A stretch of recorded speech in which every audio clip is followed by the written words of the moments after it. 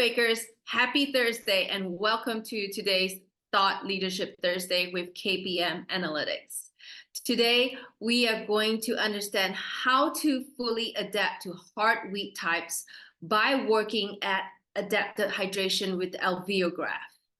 KPM Analytics supplies instruments that measure critical quality parameters of incoming ingredients, how they perform during the baking process, and ensures that the final product quality meets spec. Their comprehensive range of analyzers are used by food producers throughout the world to improve their efficiencies, ensure quality, and protect their brand. Today, we are joined by Lena Bosburn. She's the application specialist at Chopin Technologies, a KPM Analytics brand. Welcome, Lena. Can you please tell us a little bit more about yourself? Yeah, thank you, Lynn, for this nice introduction, and thank you for having us here to discuss this very interesting topic today. So yeah, my name is Lena Bosburn. I'm based in Paris, France, and I've been working for Chopin, a brand of KPM, for 10 years now as an application specialist. Recently, I became the manager of the food product and applications team, who aims to provide and to develop new applications for our customers to better address their challenges. Well, I know that you are definitely one of the experts that I turn to when I have any kind of flour quality questions. So what was the Alveograph created for?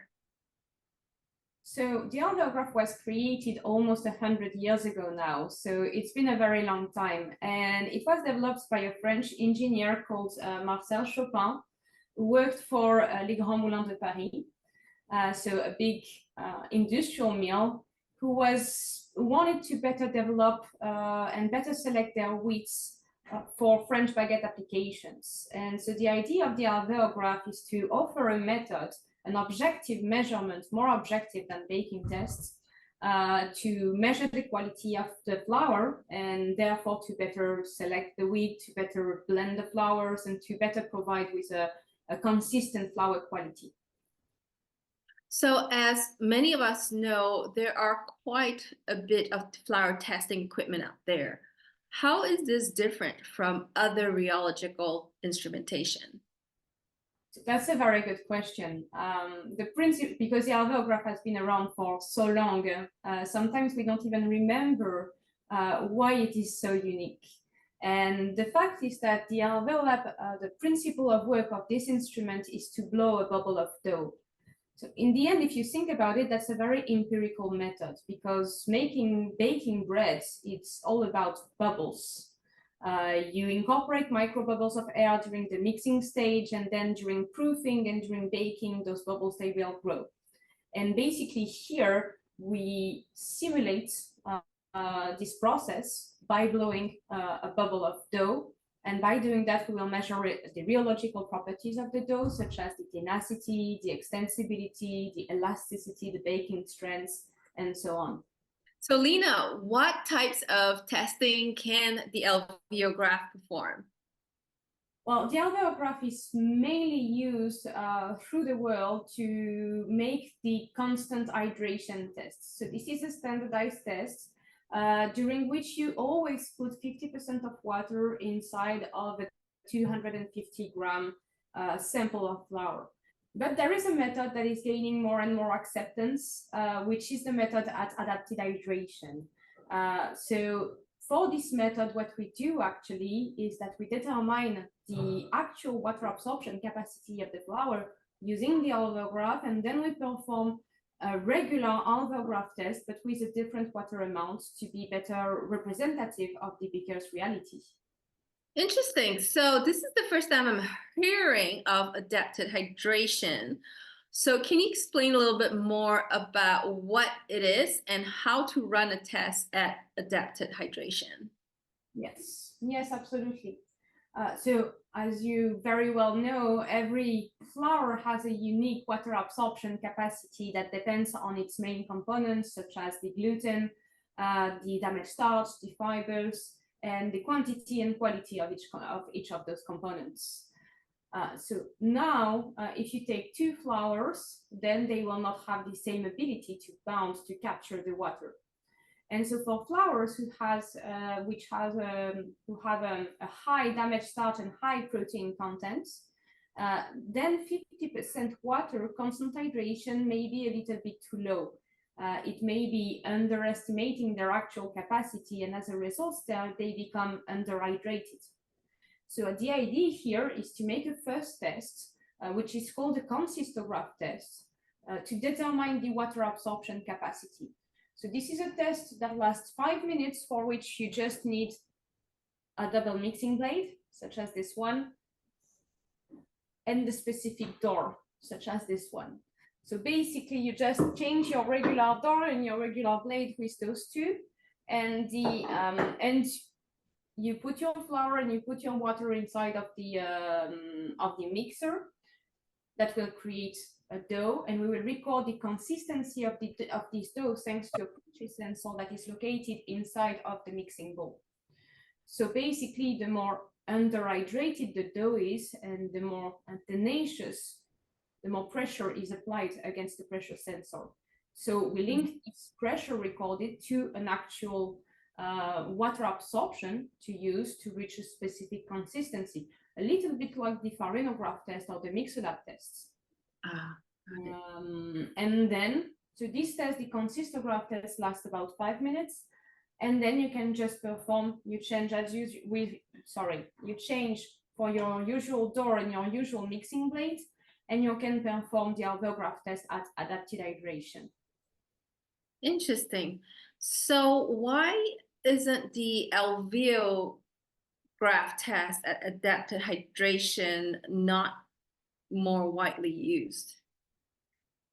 Well, the Alveograph, we need to answer this question. We really need to go back to the history of the Alveograph, really. And as I told you, the Alveograph was invented in France 100 years ago. So at this time, the wheat quality was much, not lower, but it was very different. And the protein quality in particular was much lower. Plus, in France, we do not have the same kind of hard wheat that you can have in the US or in Canada.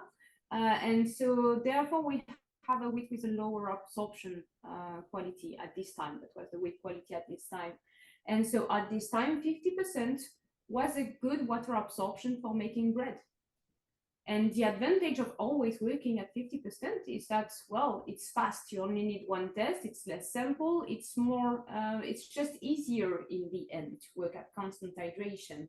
So Marcel Chopin did the choice to work at constant hydration, and it became the standard. It became the main use of the Alveograph, despite the fact that it can do some, well, plenty of other things, including working at adapted hydration.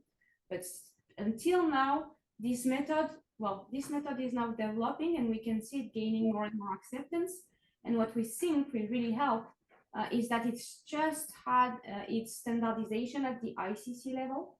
So this is now a standardized method. So that sends for me a very powerful message saying that, yes, this is accurate. Yes, this is relevant. Good. So now it can be more widely used. Hopefully. Yeah, absolutely.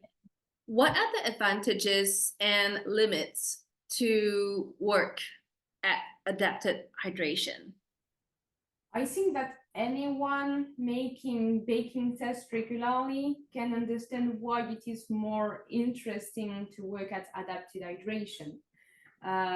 When you provide the flour with the correct amount of water, then you allow it to really reach its more representative behavior of what is going to happen in the line of production.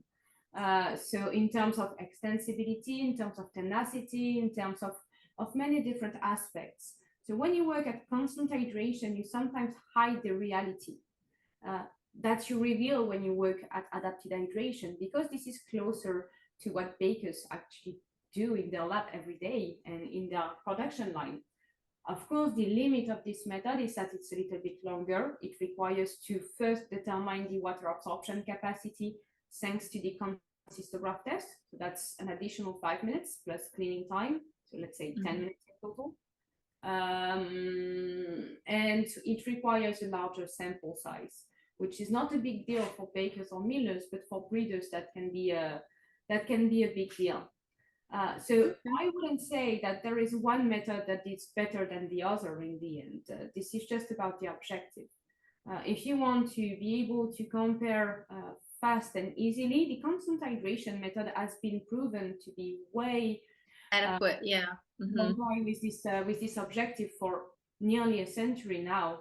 But if you want to go further and be more representative of your baking reality, then working at adapted hydration really allows you to go further. It makes sense. It makes sense. And for someone like me, I do understand a lot of rheological fundamentals, so it's not difficult for me to understand something like that. But for someone, who needs to be trained on it, how long would it take someone to be trained on this particular method? Well, that is a test that is fairly simple, actually. It doesn't require a lot of training. And plus the Alveolab here is the latest born of the Alveograph family. So it is not the same device that it was 100 years ago. And we have worked a lot to develop something that was more automatized, more robust, less operator dependent. So I would say that 1 day or 2, maybe maximum, depending on your operator, would be enough to be trained. Awesome. And like any other rheological instruments, I have to ask, does it need to be calibrated? Well, that depends if you want to have good results. I guess the answer is yes. Well, actually, I'm kidding. It's a little bit more complicated. Not complicated, but that's a little bit different. Actually, every Alveolab, they leave the company fully calibrated. So there is nothing to do when the Alveolab arrives at your company. But how about like a yearly or every 2 years? Do we need to? Okay, all right. Yeah, our recommendation to make sure that your instrument is always providing you with the top quality results is one, to participate to an interlaboratory regular circuit, such as the ones organized by the BPA or by the AACC, for instance, to proficiency testing programs.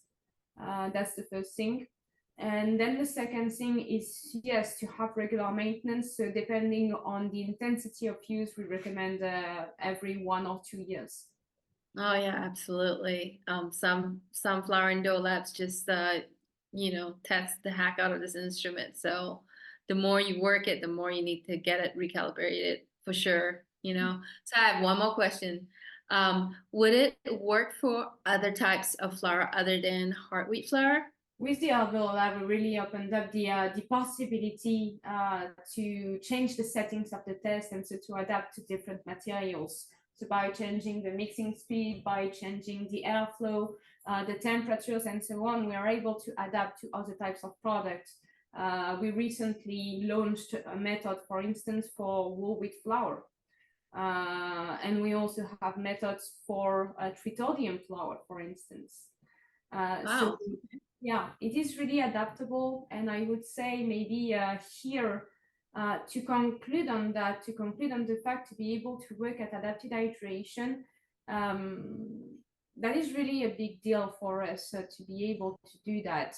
Secondly, the Alveograph, well, there has been a misbelief on the field that the Alveograph is only able to work on soft wheat flour because it works at constant hydration. So the fact to work at adapted hydration really dismisses this misconception.